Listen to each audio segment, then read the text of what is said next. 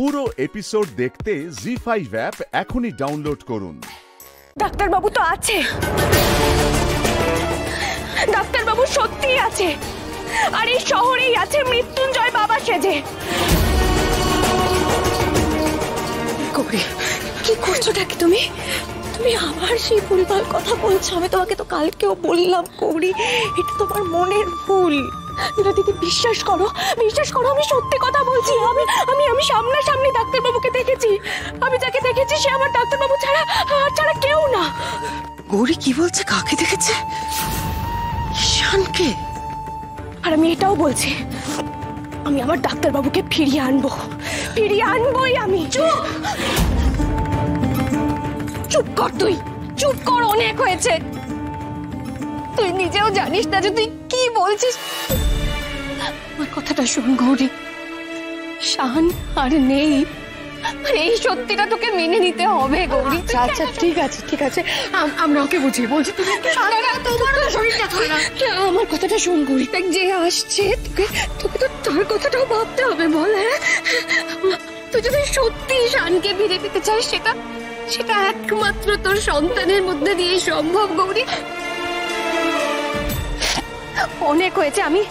আমি বলে দিচ্ছি, তুই বাড়ি থেকে আর একা একা বেরোবি না। তোর বাড়ি থেকে বেরোনো বন্ধ একা একা। তুমি আমার কথাটা শোনো, তুমি বোঝার চেষ্টা করো। আমি সামনাসামনি ডাক্তারবাবুকে দেখেছি, তোমার বিশ্বাস হলো চলো আমার। আমি কোথাও যাব না, আমি আর কিছু শুনবো না। চলো আমার সঙ্গে, বুঝার চেষ্টা করো আমার সঙ্গে।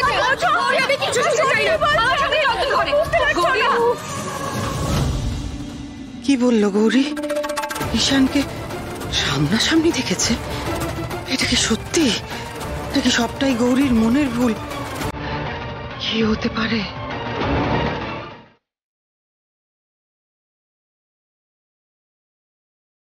মেয়েটাকে দেখো মা, ওকে শান্ত করে দাও। আমি ওর আর ওর সন্তানের কোনো ক্ষতি হতে দিতে পারবো না। দয়া করো মা, তুমি দয়া করো।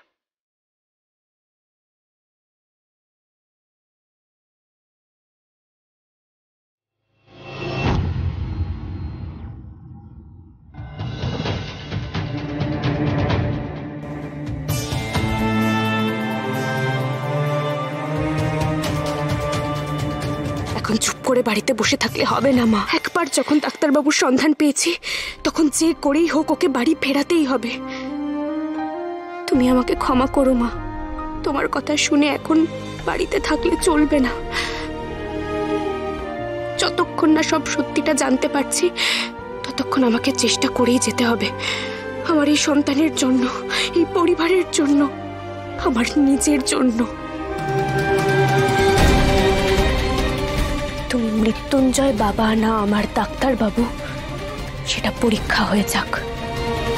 আমি আসছি তোমার কাছে।